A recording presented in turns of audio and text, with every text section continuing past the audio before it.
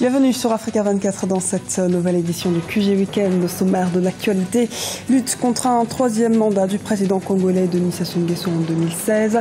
Au Congo-Brazzaville, le Front républicain pour le respect de l'ordre constitutionnel et l'alternance démocratique, le FROCAD et l'Initiative pour la démocratie au Congo, l'IDC, ont conclu samedi 22 août un accord de partenariat.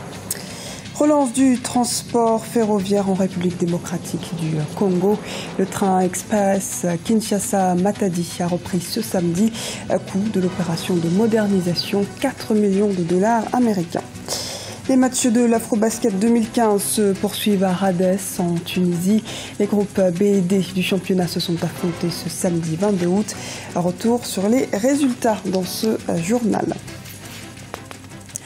Mobilisation contre un changement constitutionnel au Congo-Brazzaville. Des groupements politiques opposés à un troisième mandat du président congolais Denis Sassou Nguesso en 2016 renforcent leur union. Décryptage des conséquences avec Lise Elsi Akizimana. Accord de partenariat entre le FROCAD et l'IDC au Congo. Le Front républicain pour le respect de l'ordre constitutionnel et l'alternance démocratique et l'Initiative pour la démocratie au Congo ont conclu une alliance afin de faire barrage à un troisième mandat du président Denis Sassou Nguesso en 2016. Nous poursuivons l'objectif du non au troisième mandat du président Sassou, non au changement de la Constitution et oui à une transparence électorale. Nous pensons que nous pouvons faire du chemin, il n'y a pas que l'IDC. Nous lançons un appel pour que tous les autres partis, toutes les autres plateformes qui luttent pour le respect de l'ordre constitutionnel et l'alternance, dans la paix et la sécurité de tous, que tous nous nous joignons pour que demain nous ayons un pays différent. Le FROCAD et l'IDC avaient prévu des meetings entre le 16 août et le 6 septembre sur l'ensemble du territoire congolais. Mais ces rencontres ont été reportées. Le premier des meetings se déroulera à Brazzaville le 27 septembre prochain, tandis que les autres réunions en province sont programmées entre octobre 2015 et janvier 2016. Les deux plateformes opposées au troisième mandat du président Denis Sassou Nguesso réclament un calendrier électoral clair ainsi qu'un scrutin transparent. Le président Denis Sassou Nguesso peut s'inquiéter parce qu'avant il avait une opposition qui n'était pas unie, mais cette fois-ci, cette opposition peut entraîner la communauté internationale. Il y a beaucoup de pays qui peuvent demander au président Sassou Nguesso de ne pas briguer un troisième mandat, de ne pas changer la constitution, surtout que ça déstabilise la zone anciennement colonisée par la France. Le dialogue national du 11 au 15 juillet n'a pas donné de résolution consensuelle. Deux tendances se sont détachées à l'issue des négociations qui se sont tenues sans les principaux partis de l'opposition rassemblés au sein du FROCAD. Une première qui soutient un changement de la Constitution et une autre qui ne souhaite aucune révision constitutionnelle et qui est donc opposée à un troisième mandat du président Denis Sassou Nguesso. Les députés somaliens ont fait part jeudi de leur détermination à organiser le vote d'une motion de destitution contre le président somalien Hassan Sheikh Mohamud. Les partenaires internationaux estiment que cette décision pourrait entraver les progrès vers la paix. Les précisions d'Idalet Bissou. Le poste du président de la République somalien Hassan Sheikh Mohamud est menacé après la procédure de destitution lancée par les députés somaliens le 20 août 2015. Selon la Constitution, pour destituer le président, les 2/3 des 275 députés devront voter en faveur de la motion.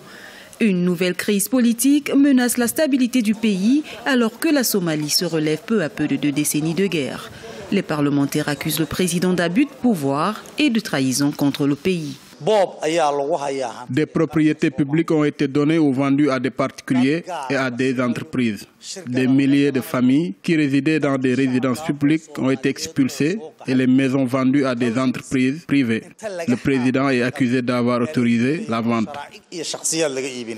Après cette sortie parlementaire, la présidence a déclaré dans un communiqué que le chef de l'État Hassan Sheikh Mohamud est au courant de cette motion et que le gouvernement est soumis au respect du rôle du Parlement. Certains observateurs estiment que cette motion de destitution du président de la République peut être motivée par des intérêts personnels de certains législateurs. Le président est le symbole du pays. S'il est reconnu coupable d'avoir commis ce dont il l'accuse, il devra certainement partir. Ce sera un dossier soumis à la haute cour parce que nous ne disposons pas de cour constitutionnelle. Si le tribunal constate qu'il y a une base légale pour lancer la motion de destitution, cela arrivera. et le Parlement votera sur cette question. Le président partira car il aura perdu sa légitimité. Une situation qui fragilise davantage la position de la Somalie, déjà dépendante depuis sa sortie de crise de l'aide internationale. Le pays qui tente de se reconstruire après 2 décennies de guerre civile est appelé par les émissaires internationaux à résoudre cette crise politique au sommet de l'État. Et ajoutons que la Somalie a été frappée par 2 attentats sanglants ce samedi. Le bilan fait état de 18 victimes. Les attentats ont eu lieu à Kismayo et à Mogadiscio, la capitale. La milice islamiste des Chebab a revendiqué la responsabilité de cette attaque. Et la riposte contre les groupes terroristes s'organise d'ailleurs sur le continent. La force d'intervention conjointe multinationale à laquelle doivent participer le Nigeria, le Niger, le Tchad, le Cameroun et le Bénin devrait être mise en place sous peu. Les hauts responsables militaires ont établi 3 centres de commandement devant délimiter 3 secteurs d'opération. Les 2 centres au Nigeria seront Baga, Kawa et Gambourou, localité frontière du Cameroun, endroit où un 3e poste sera basé à Mora, dans l'extrême nord du Cameroun, proche de la forêt nigériane de Zambiza, où de nombreux islamistes se sont retranchés. Relance du transport ferroviaire en République démocratique du Congo. Le train express destiné à livrer des passagers entre Kinshasa et Matadi a repris ce samedi 22 août après 12 ans de non-activité.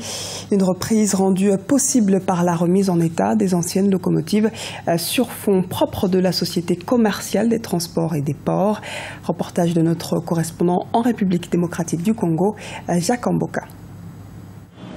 En République démocratique du Congo, le transport ferroviaire entre la capitale Kinshasa et la ville portuaire de Matadi, distante de 350 km, vient de reprendre ses activités. Le train express est parti de la gare centrale de Kinshasa ce samedi 22 août pour Matadi dans la province du Congo central. La vétusté des locomotives, le manque d'équipement et l'état désastreux du chemin de fer étaient les principales causes de la suspension de ces activités. Il y a des sections qui ne permettaient pas 20 km à l'heure. Il y a des sections qui étaient qui n'existaient plus, qui étaient ensevelies sous 3000 tonnes d'immondices, à Matete par exemple. Et nous avons essayé de travailler. Ça nous a pris du temps, de mois et de l'argent. Et nous avons fiabilisé les locomotives. Ce ne sont pas des locomotives neuves, ce sont de vieilles locomotives que nous avons reconditionnées avec de nouvelles pièces. C'est remis à niveau. Nous avons fait plusieurs essais et nous avons noté des performances satisfaisantes. Le train express Kinshasa-Matadi peut transporter entre 300 et 500 passagers. Pour ces premiers voyages, l'on n'a pas noté un engouement des passagers. Mais pour beaucoup d'observateurs, cette relance est avantageuse pour le pays. Aujourd'hui, nous avons ce sursaut d'orgueil, le renouveau du train qui a pratiquement commencé le tronçon Kinshasa et puis Matadi. On espère que dans les jours à venir, ils vont essayer de renforcer quelques locomotives pour permettre à cette forte population de Kinshasa de se rendre facilement dans la province du Congo central. 4 millions de dollars américains, c'est le coût de la remise en état des locomotives du train express Kinshasa-Matadi. La reprise des activités de ces trains express, exclusivement réservés aux passagers, annonce le retour dans les jours qui viennent du train marchandises qui renforcera les transactions commerciales entre la capitale et la ville portuaire. Afro-Basket 2015 de Tunis, après un premier match victorieux contre le Zimbabwe, l'Algérie s'est effacée face à l'équipe du Cap-Vert en confiance. La surprise est venue de la formation angolaise qui, bien que victorieuse, s'est faite sévèrement accrocher par une équipe marocaine surprenante pour ne l'emporter finalement que d'1 point. On fait le point tout de suite avec les Elsi à Kizimane. L'Afro-Basket 2015 suit son cours en Tunisie. Ce samedi, 4e journée du championnat. C'était au tour des équipes des groupes B et D de s'affronter sur les terrains de Radès. La sélection ivoirienne s'est imposée contre le Zimbabwe sur le score de 64 à 52. Dominateurs des deux premiers cartons, les Ivoiriens l'ont emporté respectivement 14-11 et 18-11 avant de voir les Zimbabwéens réagir dans le troisième carton 19-16. La Côte d'Ivoire remporte le quatrième et dernier carton 16-11 et se relance ainsi dans la compétition. L'équipe a très bien joué collectivement. Dès lors que le collectif n'a pas réussi, et en ce moment-là, ils utilisent des individualités qui leur ont permis aussi donc, de marquer des paniers. Je pense que ça aussi, ça rentre aussi dans leur performance. Et pour terminer, je dirais que sur le plan psychologique, je pense que le groupe se connaît très bien. Le groupe a aussi la confiance en lui. Et le groupe a aussi de la valeur. Quant à l'équipe nationale masculine du Sénégal, elle a battu le Mozambique 86-74. Les Sénégalais signent ainsi leur deuxième victoire après avoir remporté leur match face au Maroc en ouverture de championnat. La sélection algérienne a raté sa deuxième sortie de l'Afrobasket 2015 en Tunisie en s'inclinant face à son homologue capverdienne sur le score de 78-69. Les Algériens ont affiché une grande faiblesse sur le plan défensif face à des capverdiens rapides et efficaces. Favoris d'une compétition qu'ils ont déjà remportée à 13 reprises, les Angolais ont toutefois été mis en difficulté par une équipe marocaine en pleine forme. La sélection angolaise a été menée au score jusqu'à la fin du dernier quart-temps, mais a tout de même réussi à décrocher la victoire aux joueurs marocains en les devançant d'un point, score final 68-67. Chaque entraîneur met une stratégie en place. Le jeu collectif doit aussi être bien affiné et en même temps c'est la concentration aussi des grands joueurs qui leur permettent aussi de réaliser des performances. Or, hier, les Angolais qui sont favoris, je ne dirais pas que c'est le facteur chance qui les a manqués, mais je pense simplement que certaines consignes n'ont pas été respectées. Ce dimanche 23 août 2015, dans le groupe A, la Centrafrique joue contre l'Ouganda et le Nigeria contre la Tunisie. Et dans le groupe C, le Cameroun rencontre le Gabon et le Mali affrontera l'Égypte. Ce journal a été réalisé par l'ensemble de la rédaction. Merci pour votre fidélité. Dans un instant, une nouvelle édition de l'actualité sur Africa 24.